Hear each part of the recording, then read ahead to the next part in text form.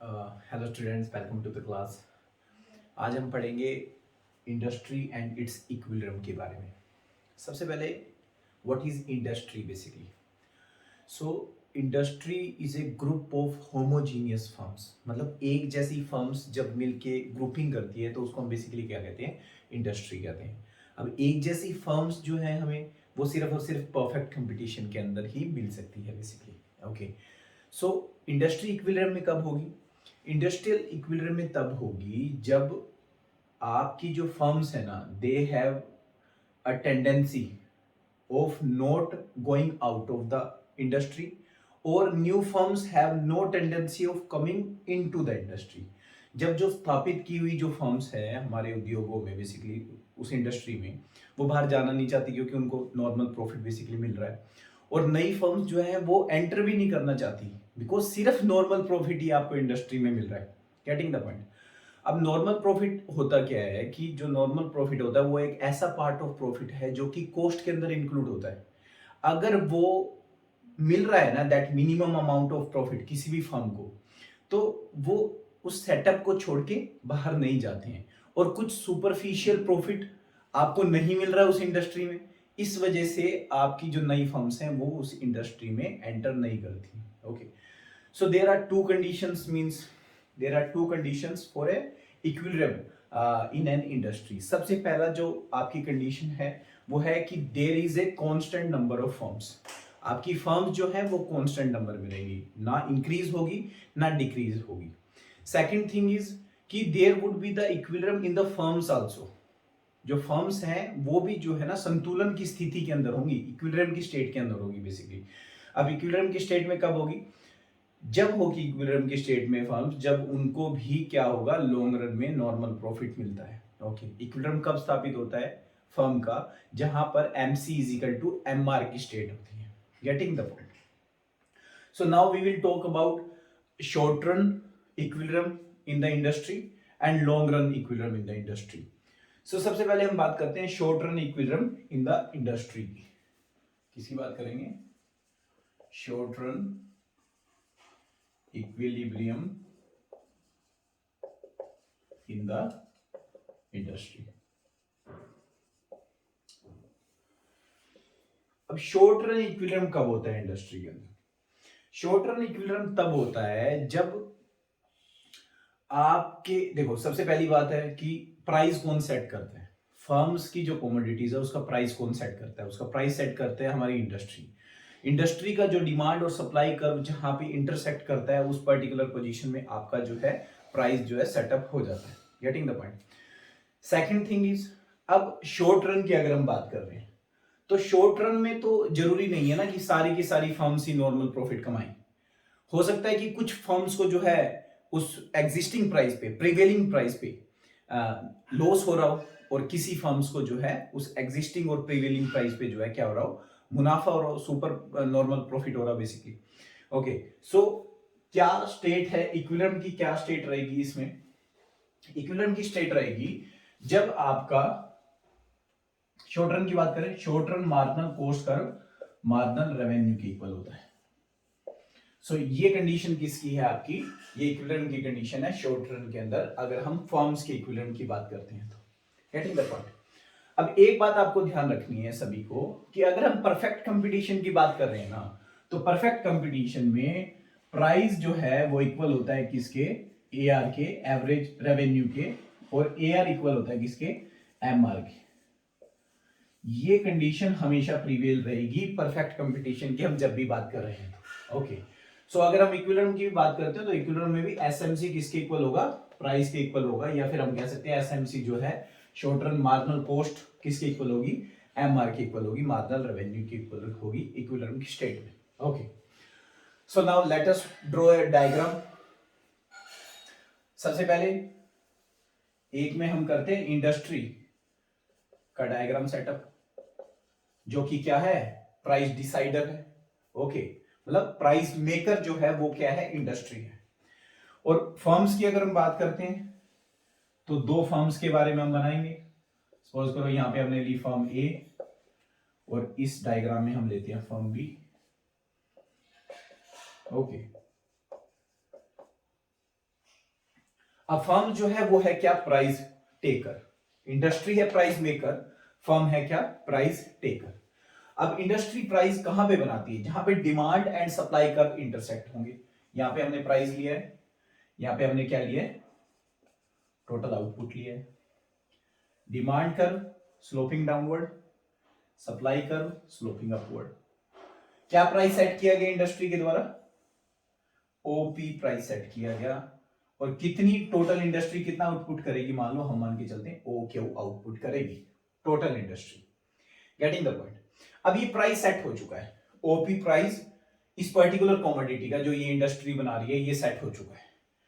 अब ये जो प्राइस सेट हुआ है यही प्राइस किसको लेना पड़ेगा, फर्म ए को, और यही प्राइस लेना पड़ेगा फर्म बी को। सो सेम प्राइस पे हम जो है आगे ड्रॉ करते हैं, ये फर्म ए और same price continue to firm B. अब ये जो प्राइस लाइन है ना, that is same for all, कि पर यूनिट आप जो है ओपी प्राइस ही चार्ज कर सकते हो। नाउ प्राइस परफेक्ट कंपटीशन में ए आर और एम आर के इक्वल होता है। सो ए आर कर्व भी ये है, एम आर कर्व भी इसका ये है। Same goes for firm be also. Average revenue भी ये कर्व है और मार्जिनल रेवेन्यू भी ये कर्व है। Getting the point, okay. So now first thing we have to draw is what, सबसे पहले जो आप बनाएंगे कर्व, ताकि मिस्टेक ना हो आपको डायग्राम बनाने में, वो बनाओगे short run marginal cost curve. Short run marginal cost curve आप सबसे पहले ड्रॉ करेंगे। गेटिंग द पॉइंट, आपने बनाया short run marginal cost curve, okay. ये एसएमसी है किसका, ए फर्म का मान लो। दूसरा short run marginal cost curve हम बनाते हैं किसका, बी फर्म का बना देते हैं, ओके।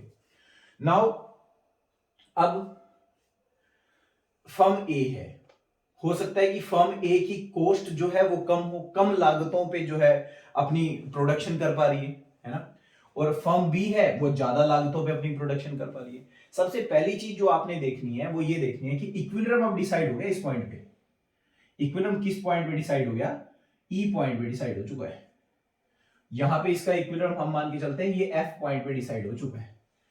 इसका मतलब ये पहले से डिसाइडेड है कि now firm A would be making how many quantity, मान लो ओ ए क्वांटिटी, और फर्म बी कितनी क्वांटिटी बनाएगी, फर्म बी जो है ओ बी क्वांटिटी बनाएगी, हम ये मान के चलते हैं। ये चीज डिसाइडेड है। अब हमने ड्रॉ करना है average cost curve, short run average cost curve draw करना है, जिस बेसिस पे हम ये देखेंगे कि प्रॉफिट हो रहा है या फिर लॉस हो रहा है। मान के चलते हैं कि ये जो है ये कम लागतों पे सामान बना पा रही है firm A, okay. So now average cost curve गया, जैसे ही टच करता है मार्जिनल कॉस्ट कर्व को, एवरेज कॉस्ट कर्व, वैसे ही अपवर्ड स्लोप हो जाता है। तो short run average cost curve आपका जैसे ही टच हुआ किसको, शॉर्ट रन मार्जिनल कॉस्ट को, वैसे ऊपर जाना शुरू हो गया। उसका हम मान के चलते हैं कि फर्म बी की लागतें ज्यादा हैं, तो एवरेज कॉस्ट कर्व जैसे ही टच हुआ शॉर्ट रन मार्जिनल कॉस्ट को, वैसे ही ऊपर शिफ्ट हो गया, ओके। सो हमने बना लिया ये एवरेज कॉस्ट कर्व। अब देखो प्रॉफिट एंड लॉस में बच्चे यही सबसे ज्यादा गलती करते हैं कि वो ये नहीं देखते कि अब हमने ये पहले से डिसाइड कर चुके हैं कि ओ ए आउटपुट बनाएंगे। अब इस आउटपुट पे आपको कितना प्राइस मिल रहा है, प्राइस मिल रहा है ई ए, है ना, और आपको कितनी जो है कॉस्ट लग रही है, कॉस्ट लग रही है यहां से लेकर यहां तक। इसको आप कुछ भी पॉइंट दे सकते हैं, मान लो आपने इसको बी बोल दिया, सी बोल दिया, सी नाम दे दिया। सो आपका ये जो एरिया है दैट इज व्हाट, प्रॉफिट्स। ये प्रॉफिट का एरिया आपने ड्रॉ कर दिया।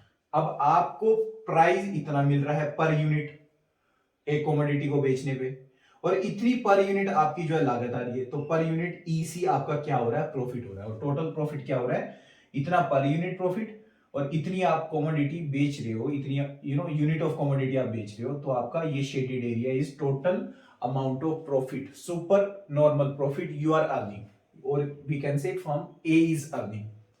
गेटिंग द पॉइंट, समझ आया आपको। दूसरी हम बात करते हैं फर्म बी की, सेम बात है। अब हम ये डिसाइड कर चुके हैं कि ओ बी आउटपुट होगा फर्म बी में अकॉर्डिंग टू इक्विलिब्रियम, जो कि कहां डिसाइड होता है, SMC is equal to MR पे। अब पर यूनिट आपको कितना प्राइस मिलेगा, पर यूनिट FB प्राइस मिलेगा आपको, या OP प्राइस मिलेगा हम कह सकते हैं। और आपको कॉस्ट कितनी बियर करनी पड़ रही, B मान लो, हमने इसको नाम दे दिया। So these are the losses firm B has to bear, these are the losses, getting the point. ये आपका नुकसान है, टोटल नुकसान, ये शेडेड एरिया। और पर यूनिट कितना नुकसान हो रहा है उसको, DF के इक्विवेलेंट पर यूनिट नुकसान हो रहा है। और पर यूनिट उसको कितना मिल रहा है, फर्म बी को जो माल बेच रहा है FB मिल रहा है per unit, getting the point. So this is what short run equilibrium in the industry. Short run में हो सकता है कि कुछ फर्म को नुकसान हो रहा हो, कुछ फर्म को फायदा हो रहा हो, है ना। और ओवरऑल जो है इंडस्ट्री क्या होती है, वो प्राइस मेकर होती है। सो this is A concept of short run equilibrium. अब लॉन्ग रन की हम इक्विलिब्रियम की बात करते हैं। So long run equilibrium basically, okay, let me clear this board now.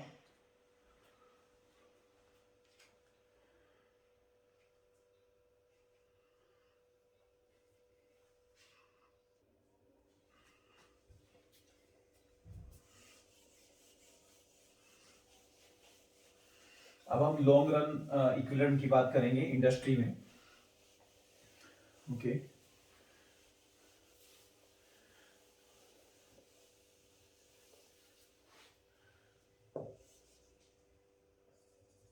देखो, लॉन्ग रन इक्विलिब्रियम के लिए दो कंडीशंस हैं, दो कंडीशंस हैं लॉन्ग रन इक्विलिब्रियम के लिए। पहली कंडीशन है आपके पास कि long run marginal cost curve या short run marginal cost curve किसके इक्वल होना चाहिए, मार्जिनल रेवेन्यू के इक्वल होना चाहिए।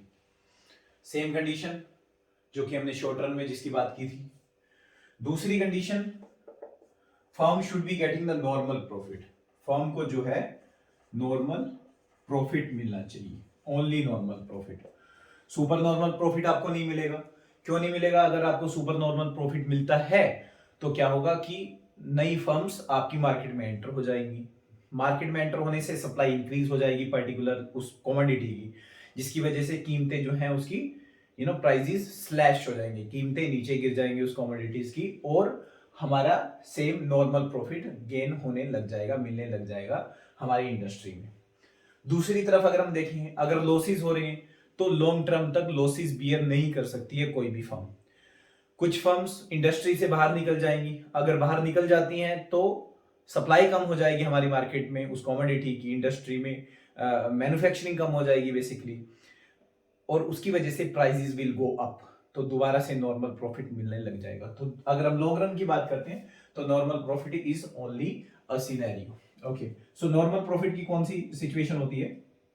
जहां पर long run average cost average revenue की इक्वल होती है।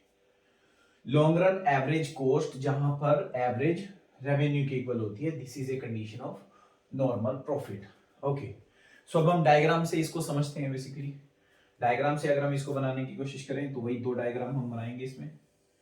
एक इंडस्ट्री का डायग्राम बनाते हैं जो कि प्राइस डिसाइड करेगा, और एक फर्म का डायग्राम बनाते हैं जो कि नॉर्मल प्रॉफिट गेन करेंगी, okay.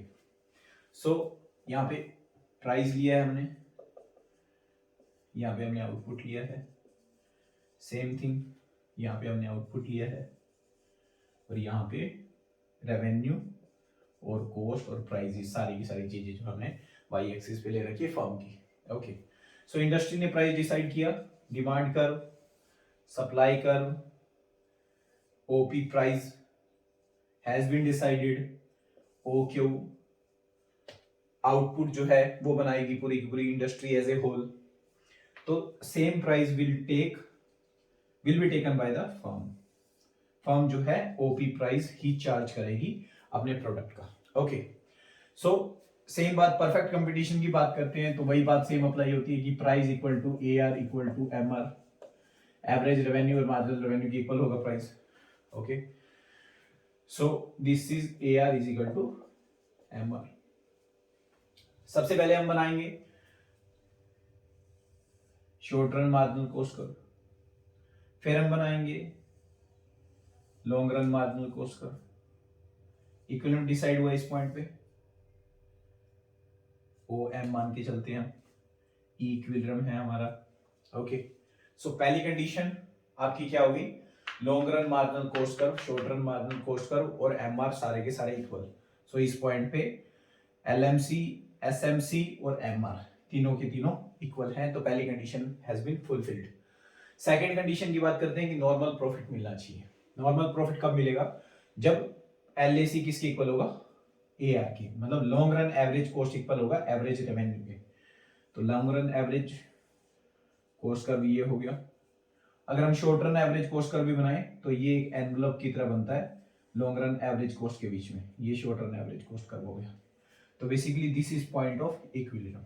Okay, so point of equilibrium में लॉन्ग रन की अगर हम बात करते हैं तो क्या चीज होगी,